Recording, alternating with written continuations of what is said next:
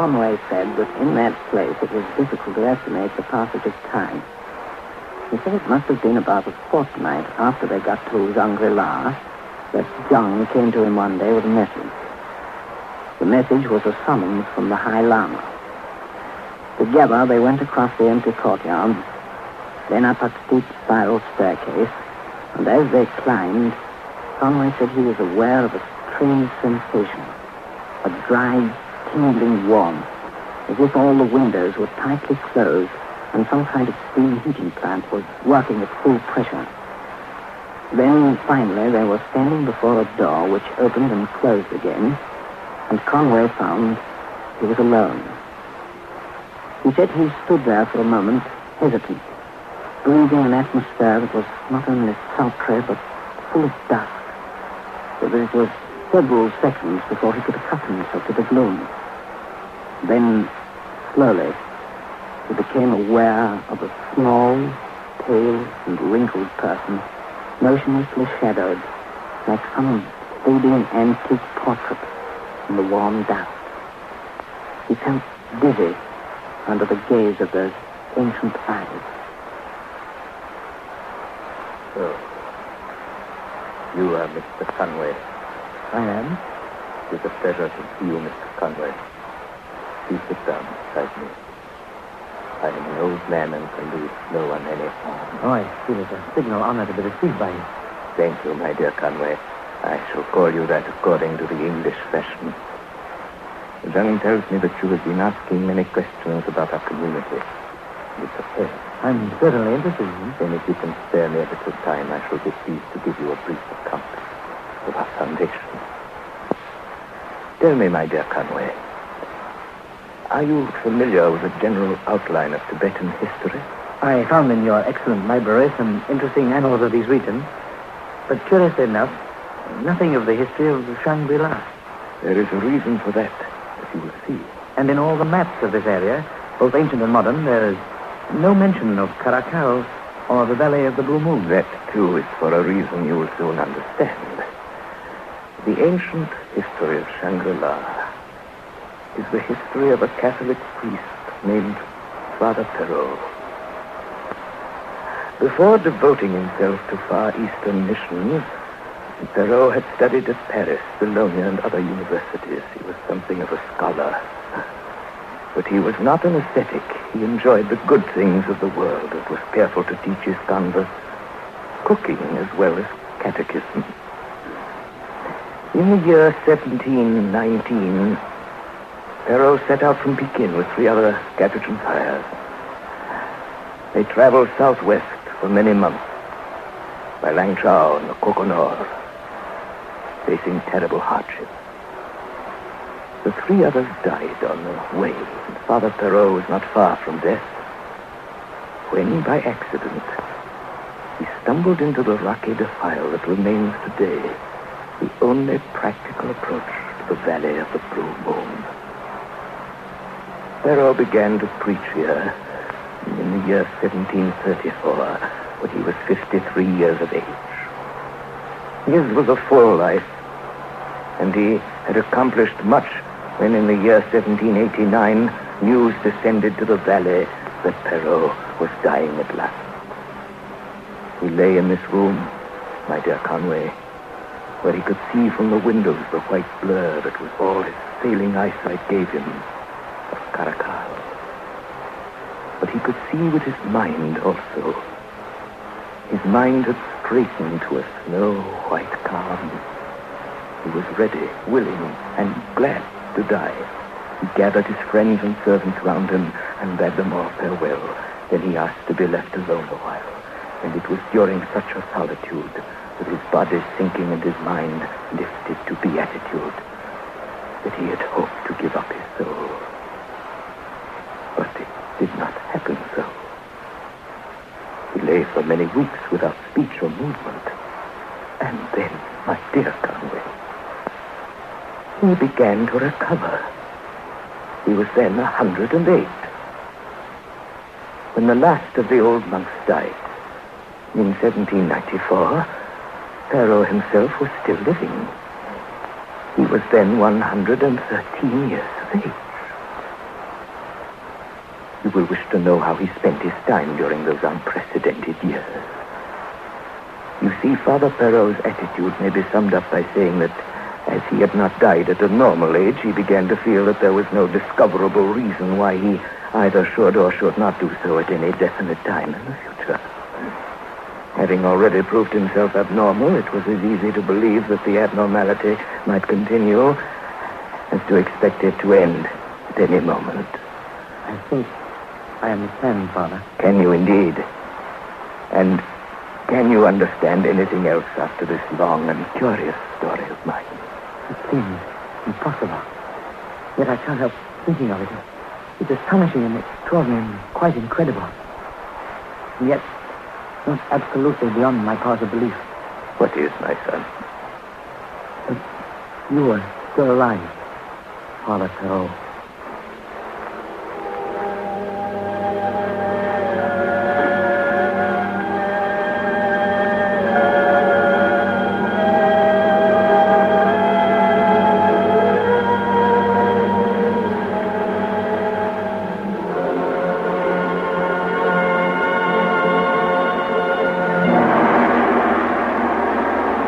You are listening to Orson Welles in the Campbell Playhouse presentation of Lost Horizons with Sigrid Gurie. This is the Columbia Broadcasting System. This is Ernest Chappell, ladies and gentlemen, welcoming you back to the Campbell Playhouse. In a moment, we shall resume our presentation of James Hilton's Lost Horizons. And in that moment, I'd like to take you back across the high plateau of Tibet, back from this strange corner of the world to the familiar surroundings of your own homes, in order to remind you that more soup is eaten in December than in any other month of the year. There are a number of good reasons why December is the top soup-eating month, but of them all, I think these two are most important. First, December ushers in winter, and most mothers realize that good, hot soup in the winter diet not only nourishes and warms us pleasantly, but, served frequently, can help fortify us. Second, December is of all months the month of entertaining, of open house when relatives and friends drop in and gather at the table. And wise hostesses have learned that no dish can more quickly or more successfully transform even a simple meal, give it a festive holiday touch, than a well-chosen soup. Will soup be on your table frequently this month? And will you let Campbell's make this soup for you, as millions will? I know that whatever Campbell soups you may select, you'll be delighted to find the same full-flavored, nourishing soup that you would strive for in your own kitchen. And now Orson Welles resumes our Campbell Playhouse presentation of Lost Horizons with Sigrid Gurie. Another whiskey, Sanders? Say. Say when? Where'll do. Oh, it's getting awfully late. Never mind. Please go on. About Conway. Yes, it is quite a story, isn't it? You see, from the time Conway got to that monastery place till the night when he told me about it, nearly a year had passed. And heaven only knows what he'd been through. But the way he told his story, and the way he described it all, it was as though he were living it all over again. Every minute, every detail of it. I remember the tone of his voice as he spoke of the High Lama. I remember the silence, exactly as he described it. The silence between him and that ancient figure in that airless, half-lit room. It may have lasted but a second, or it seemed an hour, an eternity, that he sat there, staring at the ancient face of the High Lama. It was disembodied. It seemed to glow out of that yellow dusk, like a fragment of an old parchment.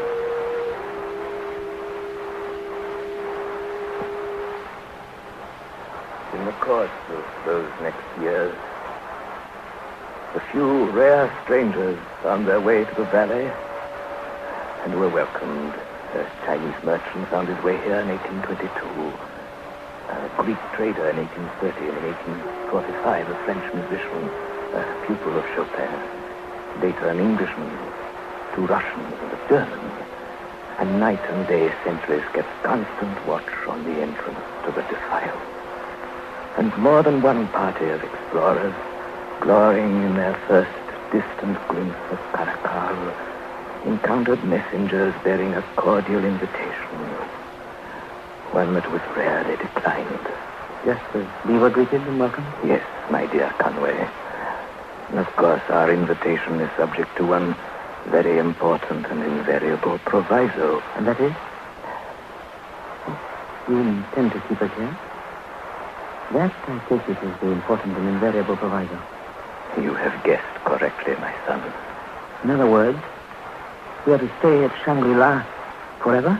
I should greatly prefer to employ your excellent English idiom and say that we are all here for good. For good. Yes. What puzzles me is why out of all the rest of the world's inhabitants, we four should have been chosen. In recent years, our number has been shrinking.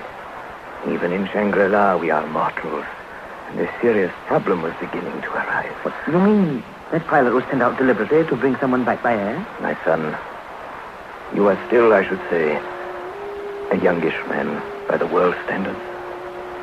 Your life, as people say, lies ahead of you. Yes, in the normal course, you might expect only 20 or 30 years of gradually diminishing activity. Youth and old age, between those two clouds, what small and narrow sunlight illumines a man's lifetime.